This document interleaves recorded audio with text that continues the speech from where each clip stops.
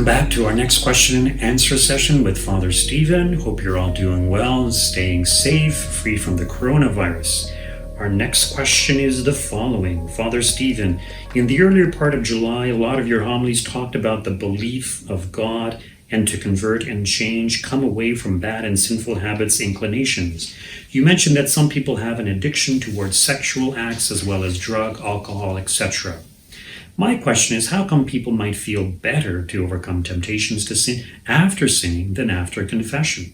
So they wait because it feels like they might fall again.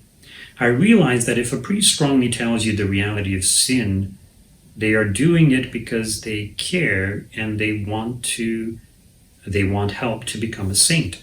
I believe that there is a God, and sometimes I feel useless that my temptations take over me. Sure, we strive to not fall into temptations. However, the guilt and shame from sinning and then going into confession, knowing that one might be told, well, you might be taking advantage of confession, feels like a lost cause, almost a hopelessness. Is there some ways to not fall into temptation, especially when you are trying to sleep, and when temptation seems like it's overpowering you and no Hail Mary or St. Michael prayer is making it stop? Would saying it out loud help? It's really upsetting and frustrating. Thanks, Father.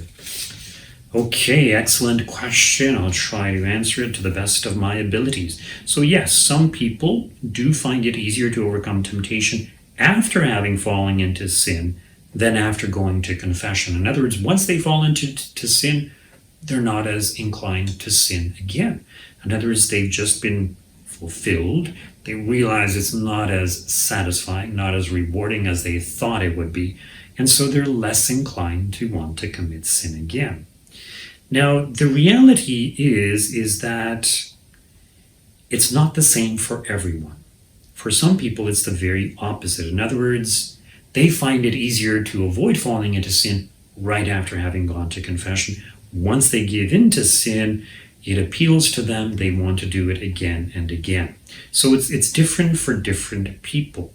Now, part of the reason why those who find it easier to avoid sin after having fallen into it is it might just be psychological. They realize it's not worth it. That might be part of the reason. But part of the reason also is, and we shouldn't exclude this fact from our consideration, is that after we've gone to confession, the evil spirits want to tempt us more so than at other times. They want us to fall back into sin, especially serious sin. And so they tempt us right after confession. So some people, because they have the grace of confession, they're able to avoid it. Other people, they're tempted even more so right after confession. But once the person falls back into sin, then the evil spirits just leave them alone. And so sin doesn't appeal as much because they're not being tempted or aroused or inclined by the evil spirits. So remember, the evil spirits, they can put images, thoughts into our minds. They can also incline our passions to be inclined towards the things that our passions desire, whether it's alcohol, drugs, or sexual pleasure. So it's important to keep in mind the temptations of the evil spirits. They are very, very real. Now, the person mentions sometimes they feel useless in the face of temptations. Those temptations take over the person. And there is a lot of truth to that, especially if the person is in the habit of committing those sins. Their habits kind of kick in. The passions become so aroused that the intellect is not able to overpower the passions because of the habituation of having given into the sin in previous occasions. Now, the reality is that we can only be tempted by those things that we desire. Something that a person doesn't desire is not going to tempt them. So, I can't think of an example, but let's say you despise chocolate cake and everybody else loves it. So if you despise chocolate cake, don't like it, and somebody offers it to you, it's not a temptation. But if you're trying to lose weight and you love chocolate cake and somebody presents you with chocolate cake, you're going to be tempted to want to eat it. So we can only be tempted by those things that we like, those things that we have a desire for, those things that we have a love of. So we need to question, okay, why am I attached to these loves, these inordinate loves? Why am I so attached to them? Do I really believe that they're going to make me happy? So we can only be tempted by those things that appeal to us. We believe they will somehow fulfill us or make us happy, at least for the time being.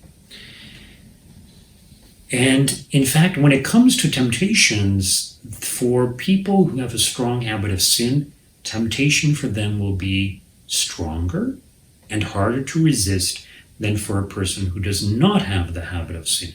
And this is why I emphasize to people, if you fall into sin, some people think, oh, well, I won't be going to confession until Saturday. It's only Monday. I might as well do it again and again.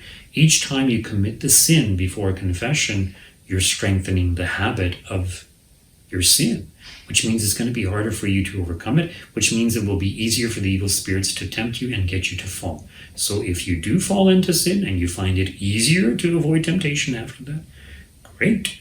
Don't fall into sin again afterwards. Go to confession when you have the opportunity. Make an act of contrition right away.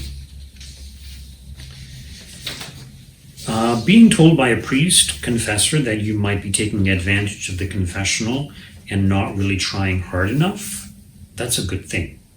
And it's not often that priests will say that. But if a person is coming on a regular basis, confessing the same sins and roughly the same amount of times they commit the sin from, week to week or however long they're taking between confessions, then there's kind of an indication that maybe this person isn't really trying hard enough. And so the priest should say something and challenge the person, what's your plan? Like, how are you planning to overcome these sinful habits? Like, what are you really doing? In other words, you don't seem to be making progress. Now, when it comes to mortal sin, God gives us the grace to be able to overcome it, but we do have to work. We do have to struggle against the bad habits and the temptations. And sometimes it's not easy to know exactly what we should do. And this is why if the priest starts talking to you about your plan, he could make suggestions. Well, maybe you need to do this. Maybe you need to do that. Maybe you need to avoid doing this. Now, the person mentioned, especially at night, if you're having trouble falling asleep, that is definitely time of temptation. You're tired. Plus, it's nighttime. The evil spirits are actually more active in the nighttime. When we are tired or ill or weak, we are more prone to temptation and less capable of resisting those temptations. So this is why it's so important for us to get sufficient rest to take care of our health. So it's true.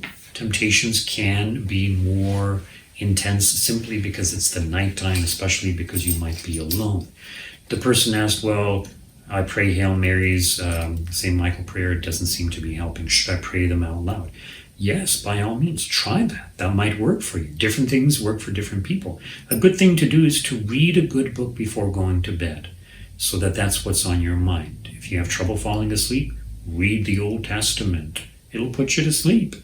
Read the book of Leviticus or something like that, okay? It'll put you to sleep. It's very calming. So reading is very good for us. But I don't recommend reading from your cell phone or from a laptop or a computer, because it's been pointed out that if you're exposing yourself to the light, even just from a cell phone, that's going to keep you awake. It serves as a stimulus. So you're just asking for trouble. So read from a hard copy, read from a book, an actual physical book, okay?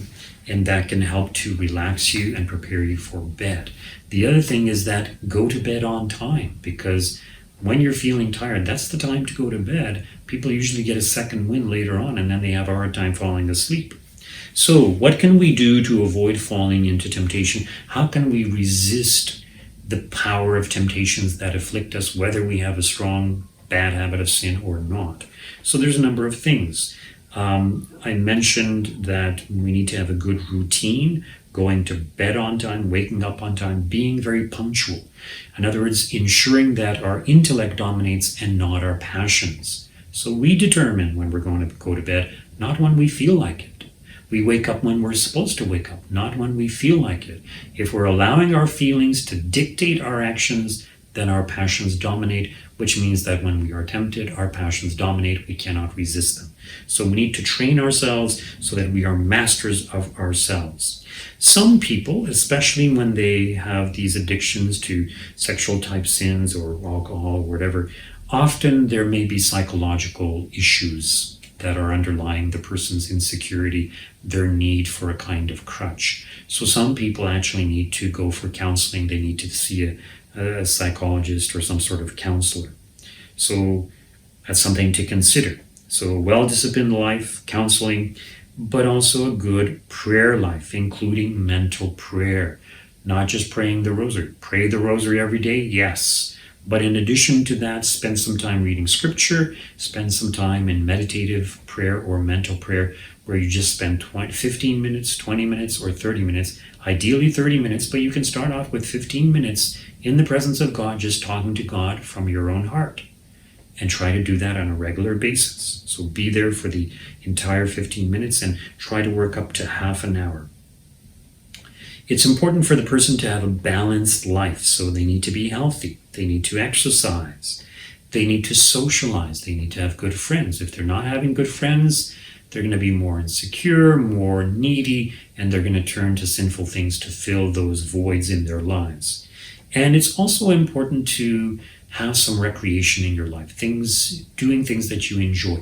In other words, our lives can't just be work, because then, yes, we want to escape and we might turn to things that are inappropriate. So healthy relaxation, quality time, socializing, spending time with friends, or things that you enjoy. Some people take up a sport, they take up a hobby. Some people do knitting, some people paint. Different people do different things. So have a hobby that you enjoy doing, something that you find recreating, relaxing also. Also, in addition to being well-disciplined, practice self-denial or mortification. Denying yourself little comforts, little pleasures. So, yes, we should all wake up and go to bed on time, but you can do more. So some people fast. So when we fast, we're saying no to the desires of the body, saying yes to the intellect, which even strengthens us even more than just being well-disciplined to have self-mastery and self-control. And the other thing, of course, is we need to ask God to help us to overcome whatever sinful habit or inclination we may be having, and have a plan in place. Have a daily plan, a daily routine, but have a plan in place in regards to how you are going to overcome your bad habits or your inclination to sinful things. One thing that you could do is imagine that you are well advanced in the spiritual life. And imagine another person befriends you, someone much younger than you, someone who is more of a junior in the spiritual life. And they are struggling in the exact same way that you are. And you want to help them. What advice would you give to them? So imagine that. Talk to that person in your mind, write out your list of proposals or plans, and try to overcome your sinful inclinations by following the plan that you set up for that other person. Now, here's the really interesting thing. When you do that, even though you're doing it for yourself, so whether you kind of imagine that you're doing it for someone else or not, by you struggling against your particular sinful inclinations, you can actually help someone else who is struggling against the same sinful inclinations, even though you don't even know that person. So you can offer up your struggle, your ability to overcome, for someone else who's struggling with the same kind of issues. So you can do a tremendous amount of good by you yourself conquering your sinful habits and obtaining grace not only for yourself, but for many others who are struggling in the same way that you are. And that's a wonderful thing, and that ought to motivate us also to want to do good. Remember that passage, I can't remember, it's in the New Testament, it might be St. John, where he says, anyone who brings back someone who has strayed from the way covers a multitude of sins. So if you bring an atheist back to faith or a sinful person back to a virtuous life, you cover a multitude of your sins. So helping others is a wonderful thing. One of the ways that you can help them is by you yourself conquering your bad habits, your inclinations to sin. We are all sinners. We all have inclinations, some people more so than others. We should have compassion, and it's good for us to pray for the conversion of sinners. It's one of those things that Our Lady of Fatima asked for, and she said many go to hell simply because there's no one to pray for them. Thank you so much for watching. We'll see you next time. God bless you.